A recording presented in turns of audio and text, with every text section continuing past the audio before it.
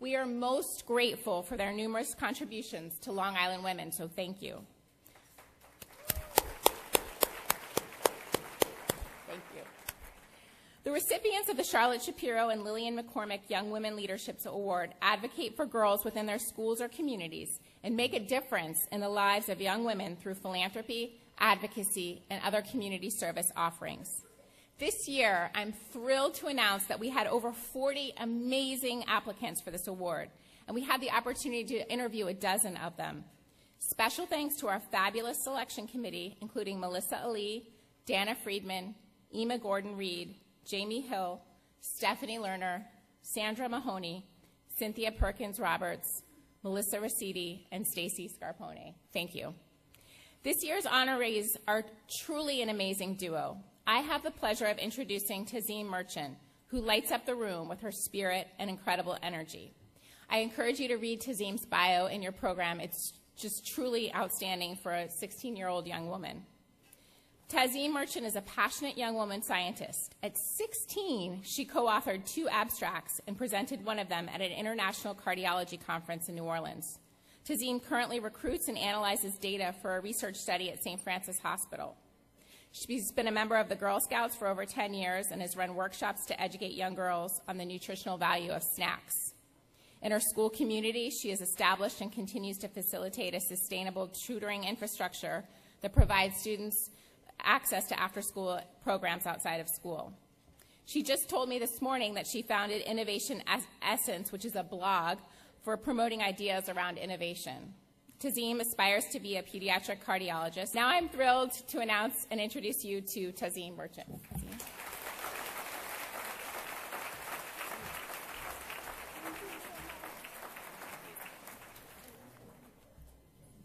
Thank you, Nicole, for those kind words. I feel very humbled to be here today. I'd like to begin by thanking the Women's Fund of Long Island for this award and opportunity, as well as to congratulate my fellow honorees. The Women's Fund of Long Island is truly an exceptional organization. Their phenomenal work aiding thousands of women and girls across Long Island inspires me and many others to benefit our own communities and be the change we want to see in the world. I'd also like to thank my parents and my brother for their constant support. Thank you to the school superintendent, Dr. Hunderfund, and my school principal, Dr. McGuire, for tirelessly supporting my endeavors. I would also like to thank Mr. Christopher Hopner and Mr. Anthony Vitale for playing instrumental roles throughout the application process. Finally, last but certainly not least, I would like to thank my kind and brilliant research mentor, Dr. Rychek, and my St. Francis research family for the opportunity to explore clinical cardiac research, as well as for your encouragement, advice, and care. Ladies and gentlemen, today I want to give you a simple message. Life is precious. Time is precious. 17 years ago, I was on the verge of death. My mother's doctor discovered that my prenatal heartbeat was so irregular that my mom needed to be rushed to the hospital. There was a very real possibility that I might not live, but I did. I was fortunate enough that my family lived in an area with access to good medical care. But what happens to those women and those babies in developing countries who do not have equal access to advanced medical technology?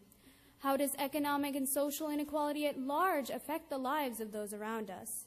These questions reflect my assertion that we should aim to provide equal opportunity and a better quality of life for all women and all humanity.